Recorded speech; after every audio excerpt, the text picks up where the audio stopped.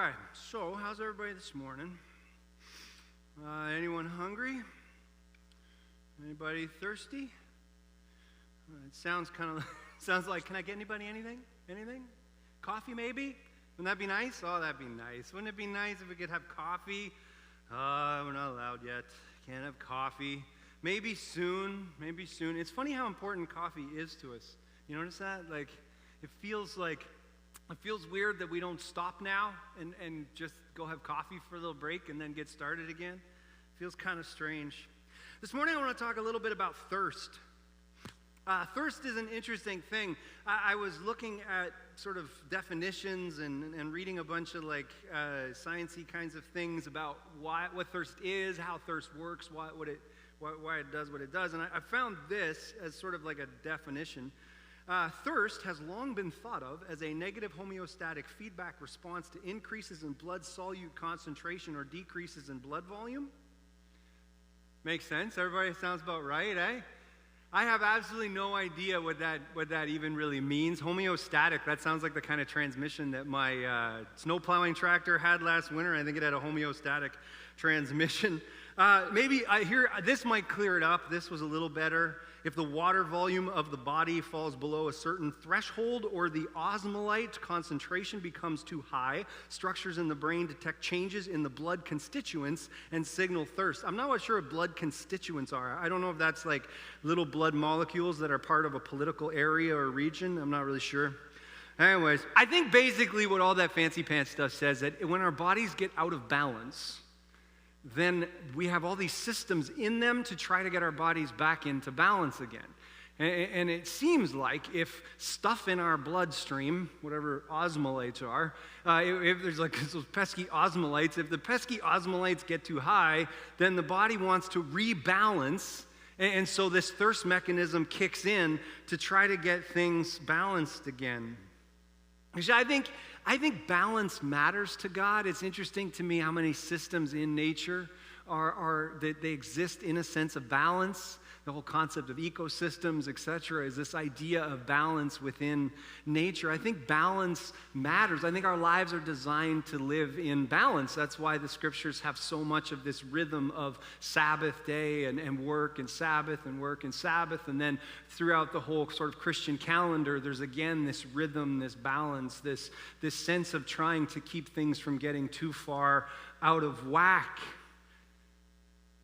Have you ever been really thirsty? You ever been really thirsty, like just almost feel like you're dying of thirst? Carrie and I have had a few experiences backpacking where we did not plan well for water and had to hike a lot further than we wanted to before we got to another water source, right? That really thirsty.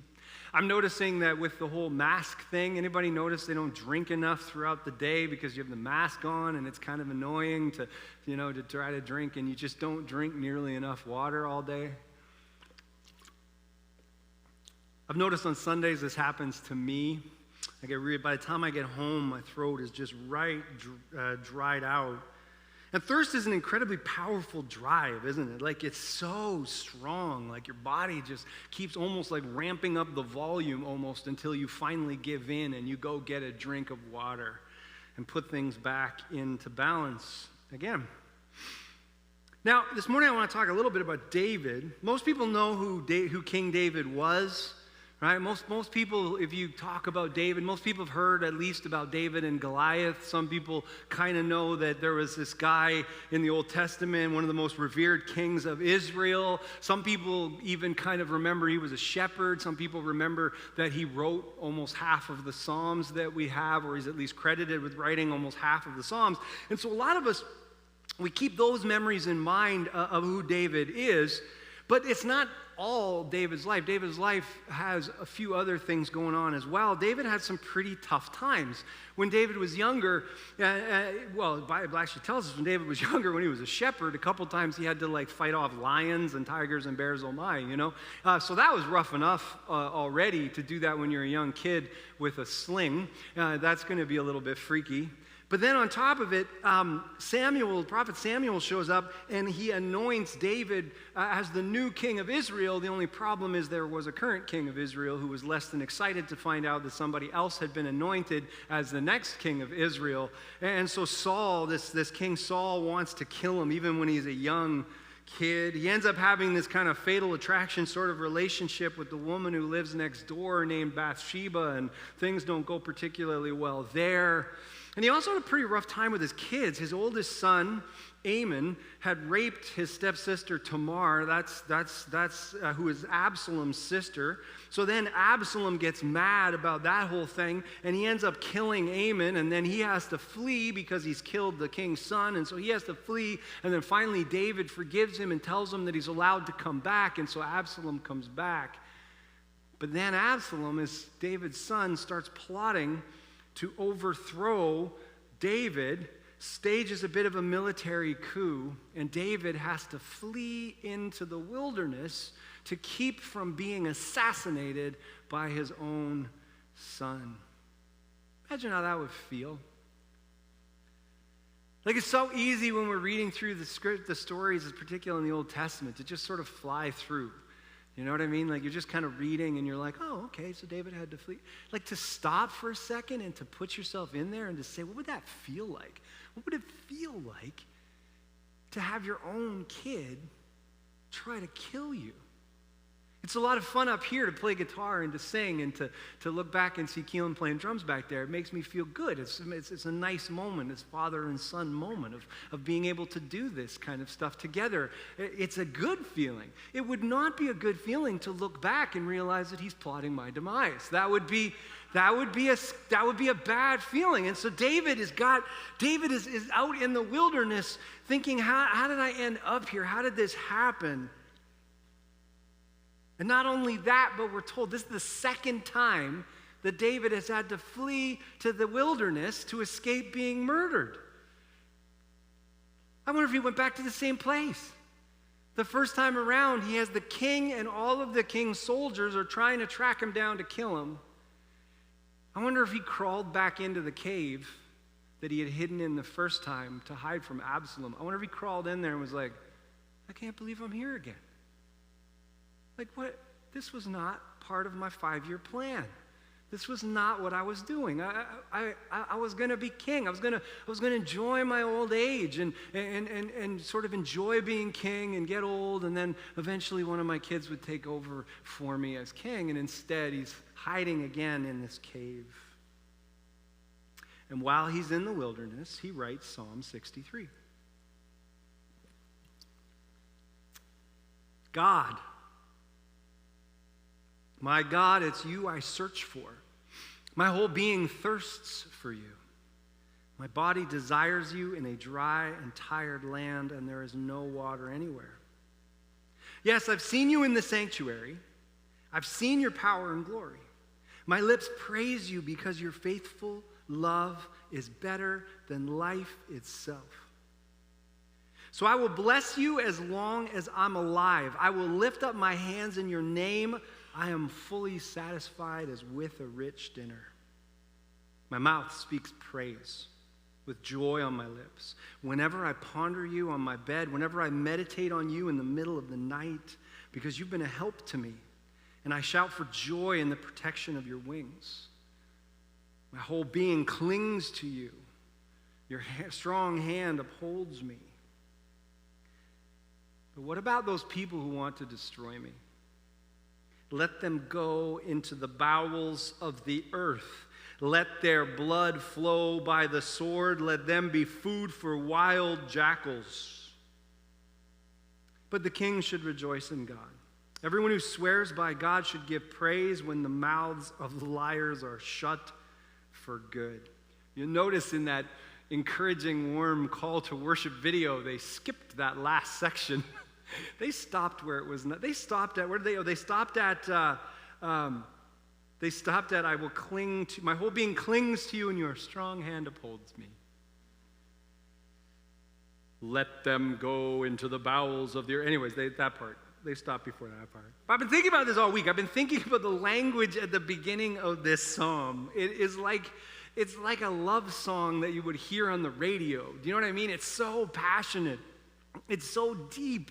This idea of thirsting after God like somebody in a desert. This idea of this like, I need you, God, like I need water in a dry and desert place.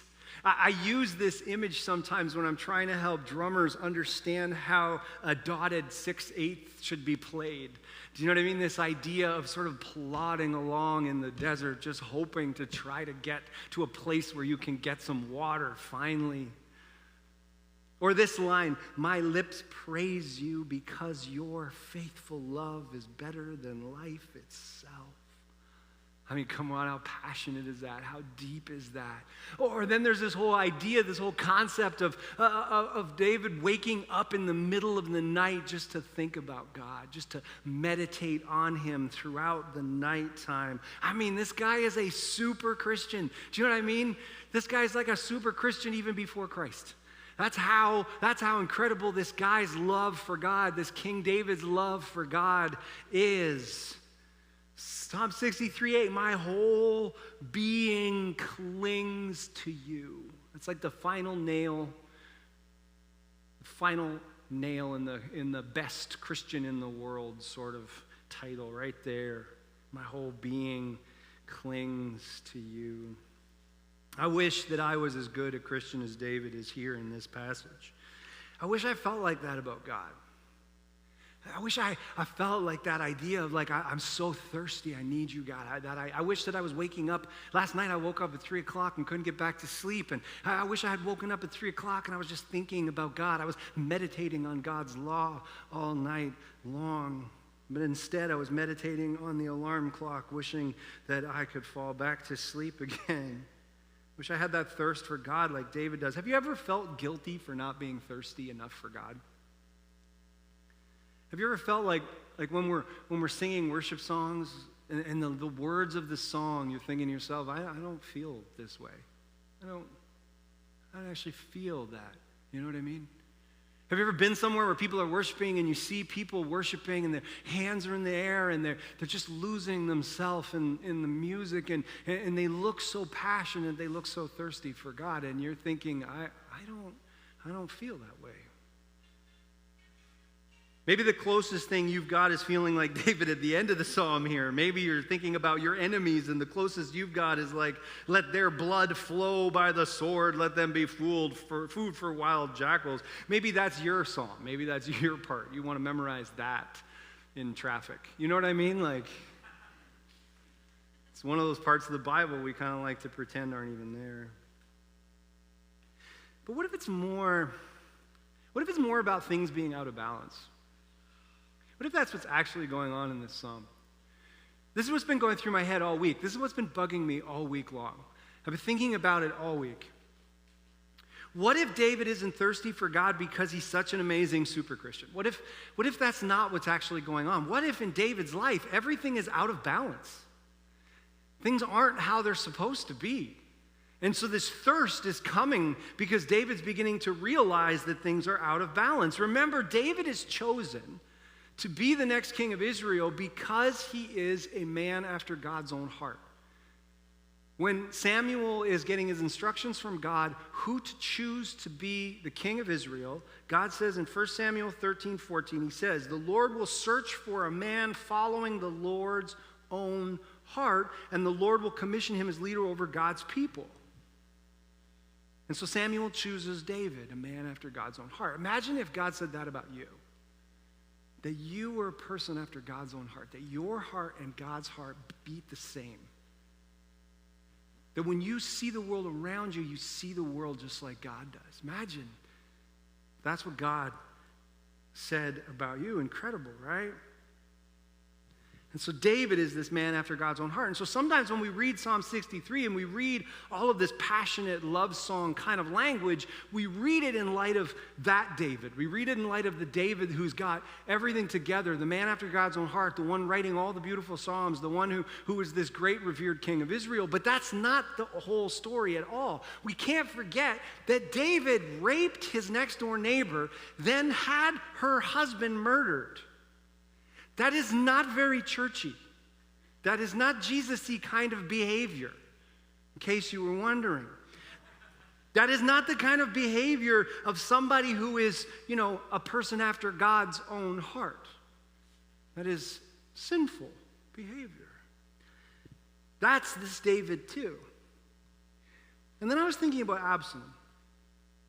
And we're David's kids in general. I mean, his one son rapes his stepsister.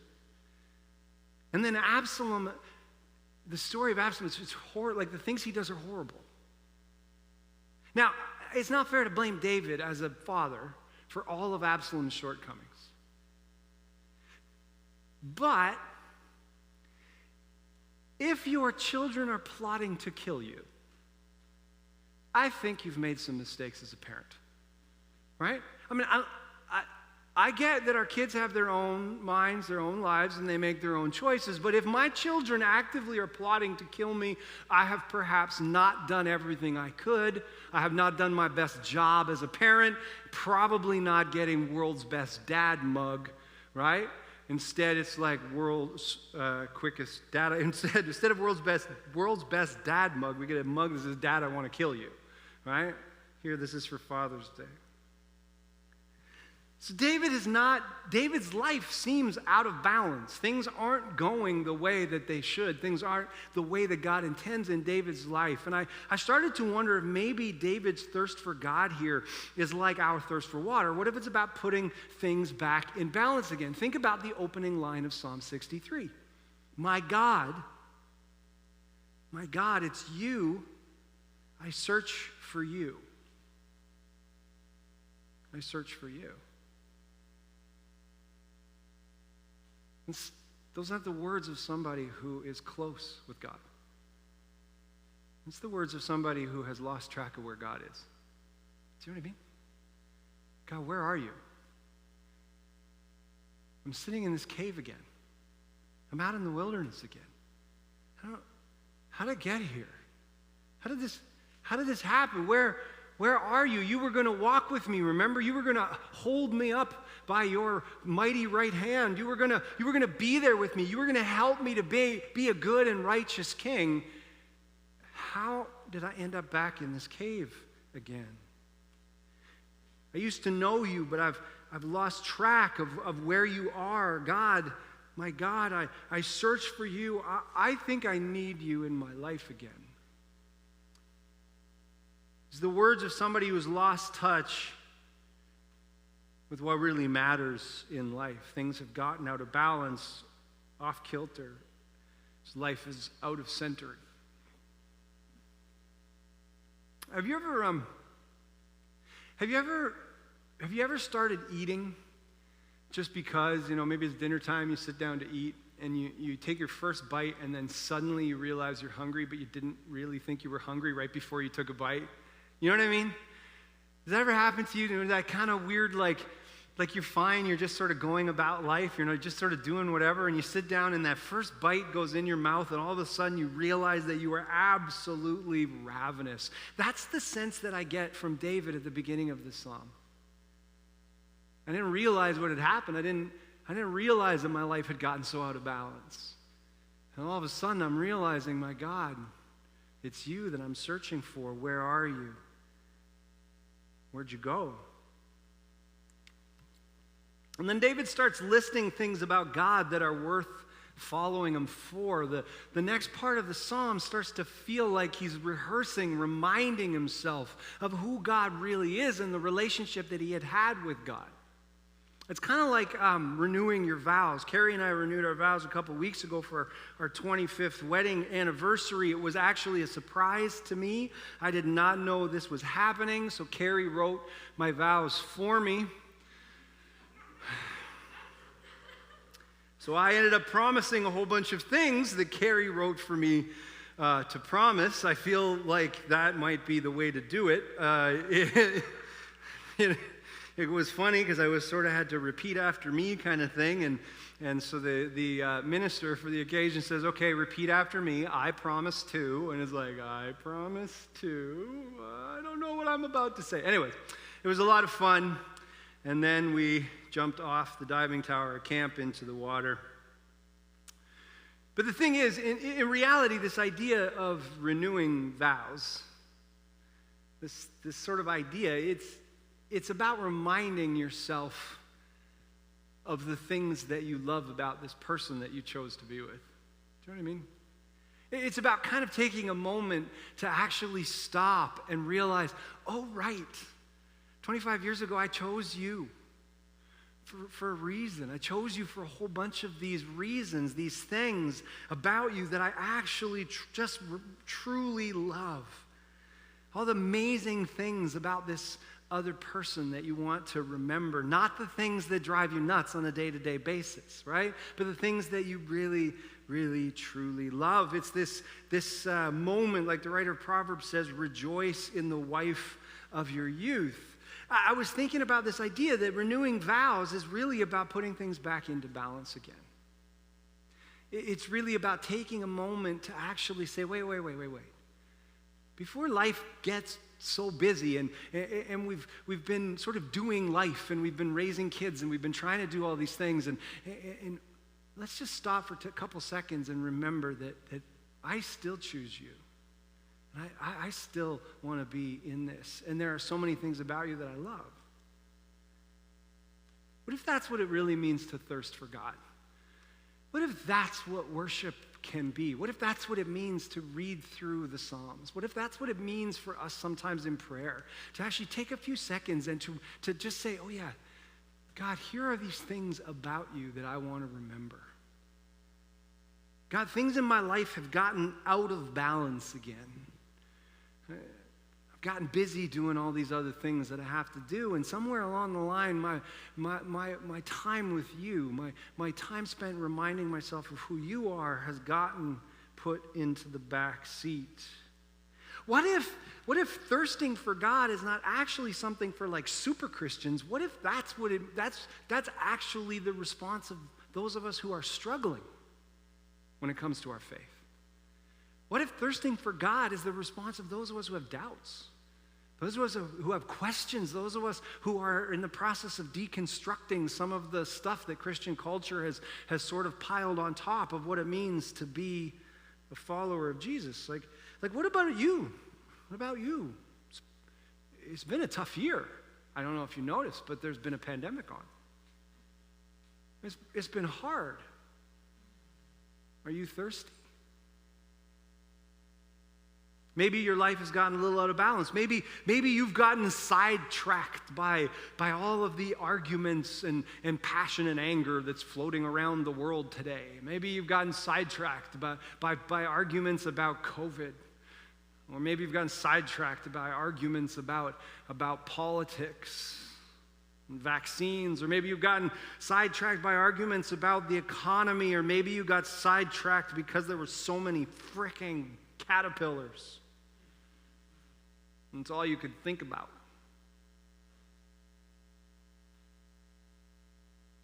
Or maybe you've just been focused on trying to survive, right? Maybe you've just been focused on trying to survive, trying to get by, trying to just sort of do what you need to do to just sort of keep going day to day to day. Maybe your mental health is struggling because we've been isolated and kept apart and we haven't had the opportunity to just laugh. Do you remember small talk? Do you remember when we had things we were doing, so then you had stuff to small talk about? Hey, what did you do yesterday? Oh, I just went here and over there and I did this and I went and I did this. And you could just talk about meaningless, nothing stuff. Wasn't that fun? Wasn't that awesome when we had meaningless, nothing stuff to do? Remember being able to just wander around a store just for fun? Last week we were in Mariposa Market in Aurelia and I had a moment because there was a lot of people, and we were just kind of wandering around, and I realized that I wasn't even scared, but I was getting anxious, I was getting irritable. Hard to believe, I know I never get irritable, but I was getting irritable and grouchy because there's people everywhere, and I was like, man, I can't wait until you don't feel that way just walking into a store. Or maybe you're mad at God. Maybe you're mad at God. Maybe you're mad that God hasn't stopped all this. Like, it wouldn't be that hard. It's just a virus. Like, God, come on. Can you just be like, okay, let's just stop with the COVID and it's gone? Wouldn't that be amazing? Maybe you're mad that God is allowing you to continue to struggle financially. Maybe you lost your job in all this mess. Things have been tough, and you're like, God, why can't you just let me win the lottery just once? You know? You feel like that Tevye in Fiddler on the Roof. Would it hurt some grand scheme for me to just be wealthy? Maybe you feel like that. Maybe you're mad at God for that. Or maybe you've lost friends in all of this mess, and you're mad at God for that.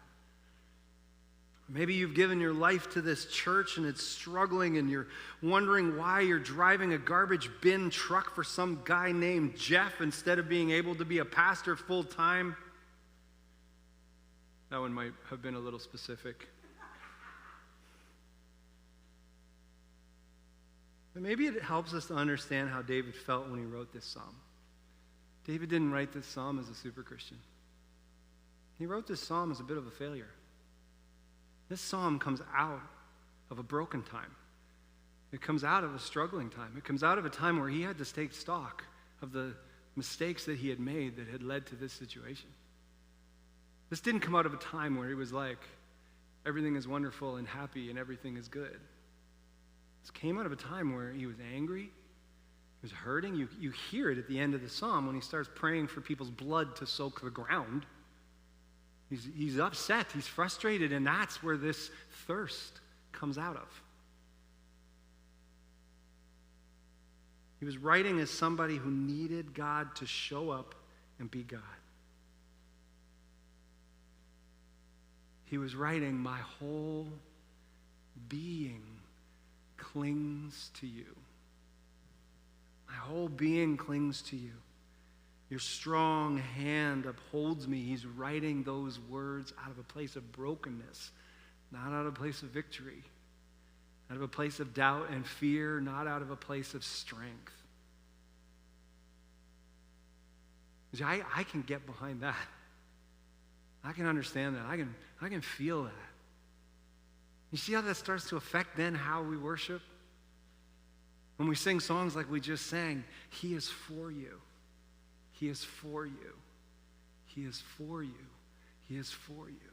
And we repeat that over and over. He is for you. He is for you. He is for you. Because sometimes we don't believe it. And sometimes it takes a little while before that goes from up here where we cognitively understand, yes, I believe that God is for me, to this place where it drops down into our gut and we're like, no, wait. I believe that He is for me. And so this morning as we worship, we're asking God to uphold us with His mighty arm. We're reminding ourselves again that Jesus makes sense. Like we're standing there in front of Jesus going, I chose you. I chose you because you make sense. I want to follow you because it's the only thing that makes sense. We're reminding ourselves that God is for us, not against us. We're reminding ourselves that God is a God whose favor is passed from generation to generation to generation to generation. We're reminding ourselves that His presence goes before us and behind us and around us and within us. We're reminding ourselves that God's grace can flow like rain and it flows freely when we need it. And we're reminding ourselves that life is better lived in the balance that He intended for us. Let's worship Him. Come on up. If you're thirsty this morning, maybe you're in that struggling place. Maybe this morning you're in that place where you are thirsty because life is out of balance, and maybe you're not even sure how you ended up there.